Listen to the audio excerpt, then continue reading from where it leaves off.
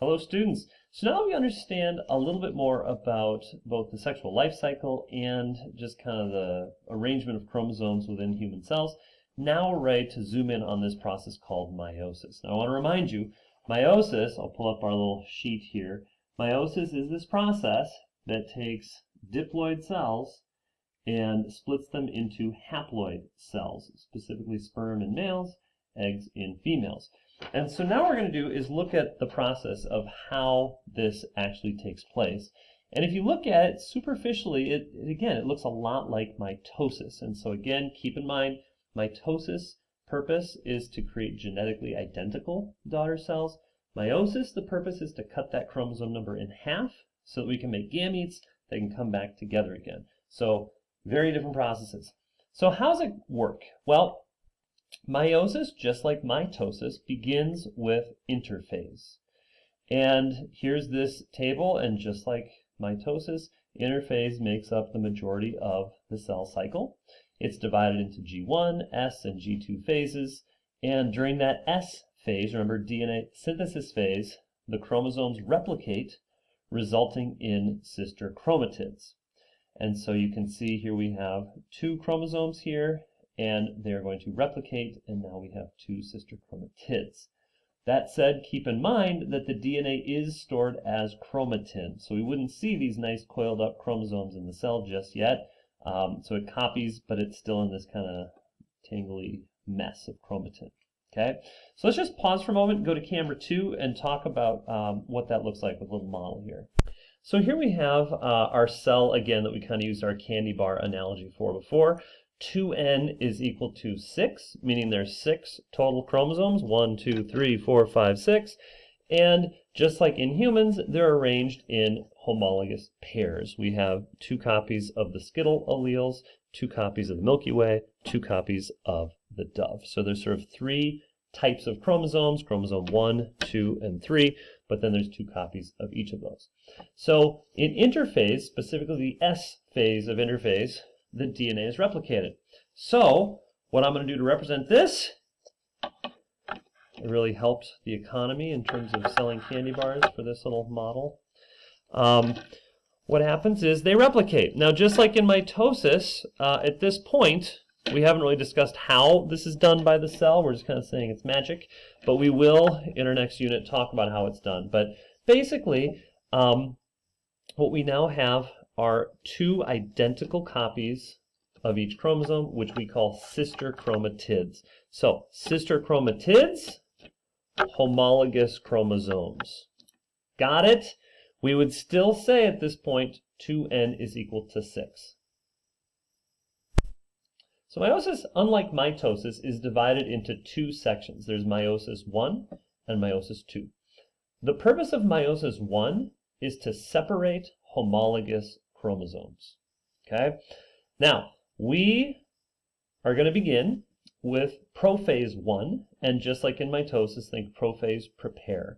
So the chromosomes are going to condense, that chromatin is going to coil up into the specific chromosomes, the spindle is going to form, and all those things that we said happened during prophase of meiosis also happened during prophase 1 of meiosis.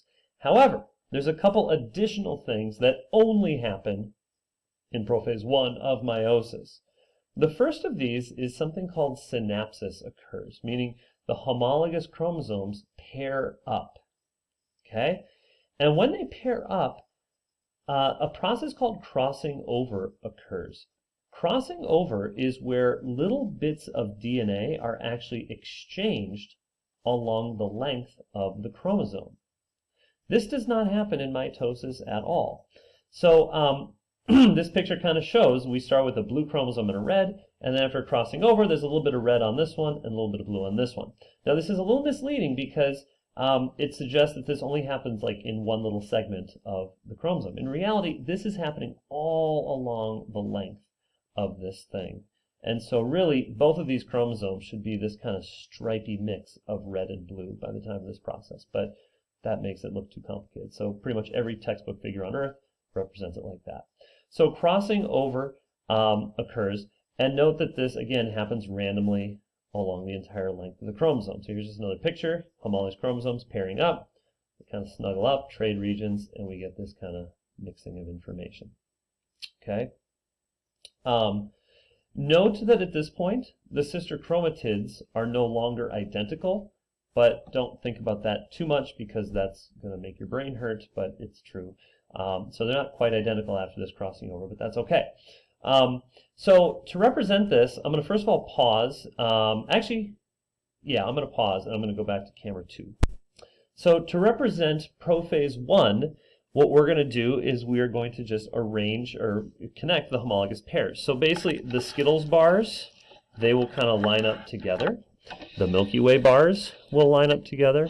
And the Dove bars will line up together. Okay? So that's that synapsis process where the homologous chromosomes pair up. Then what also happens, though, is this thing called crossing over. And so to represent that, check out this amazing special effect. Little bits of DNA, are actually swapped between the homologous chromosomes. Okay?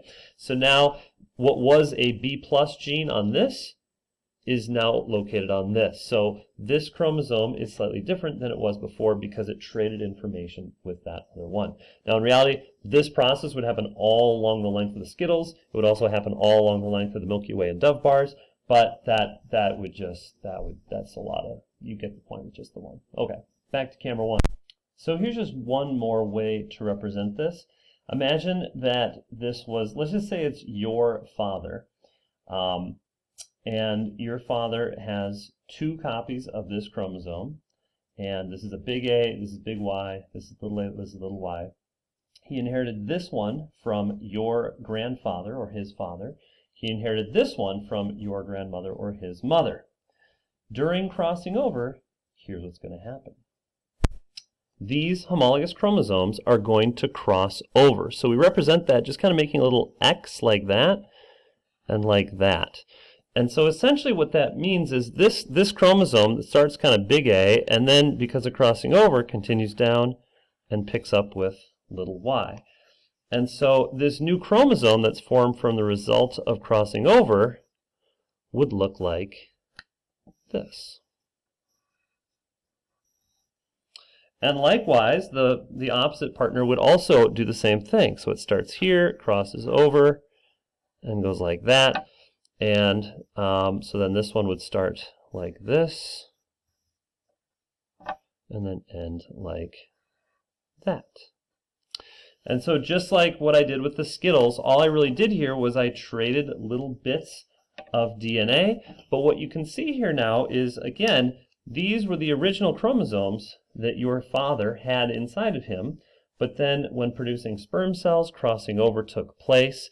And basically he combined the chromosome he got from his dad with the chromosome he got from his mom to create this unique chromosome and this unique combination of genes with some features from his dad, some features from his mom, and sort of created this unique combination that has never before existed before on the planet. And that was then passed on to you. Kind of cray-cray, wouldn't you say? Yes. So at the end of Prophase 1, sometimes it's called Metaphase 1, then the same things that happen at the end of mitosis also occur. The nuclear envelope breaks down, the microtubules of the spindle are going to attach to and start to move chromosomes, and then we're going to prepare for metaphase. Now in Metaphase 1, just like mitosis, think middle. In mitosis, the chromosomes all lined up singly down the middle. But here in meiosis, it's the homologous pairs that are going to line up down the center. So instead of having 6 unique chromosomes, 1, 2, 3, 4, 5, 6, all the way down the center, you've got 3 pairs lining up down the middle. Let's model that. So in prophase, the homologous chromosomes paired up, and now in metaphase, they're going to line up down the center of the cell,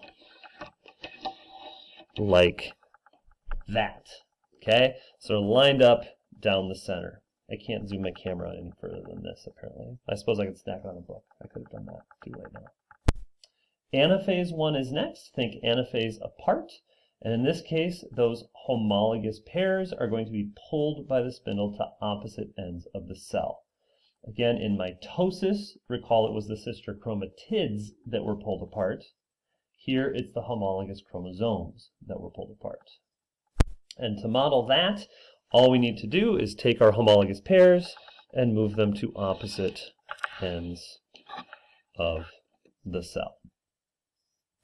And finally, we have Telophase One, think Telophase 2, and cytokinesis, and it is here where the cytoplasm actually divides and creates two haploid cells. Okay? Now in mitosis, this was the final step, right? Sister chromatids were separated, went to opposite ends of the cell, and created two genetically identical cells. Here, though, we have two haploid cells. So let's take a moment and draw that out. And actually, before drawing it out, let's just finish up with the candy bar wrappers. So by the time we're done with telophase, note that we have two cells. One cell looks like that. The other cell is going to look like that. So there's kind of this, I'll use my pencil as a dividing line here. So this is one cell, and this is another cell. So note that there are 1, 2, 3 chromosomes in each cell, but each chromosome is still replicated, meaning there's still 2 sister chromatids for each chromosome. We still say it's haploid though, because note that it only has 1 copy of the Skittles, right? It's only got the red Skittles. There's no purple Skittles anymore, there's just the red. There's no blue Dove bar over here, there's just the red.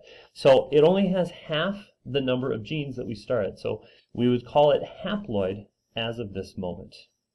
Now, clear out my candy. And let's put this diagram here and draw this out. So if we were to draw a cell, and let's just call it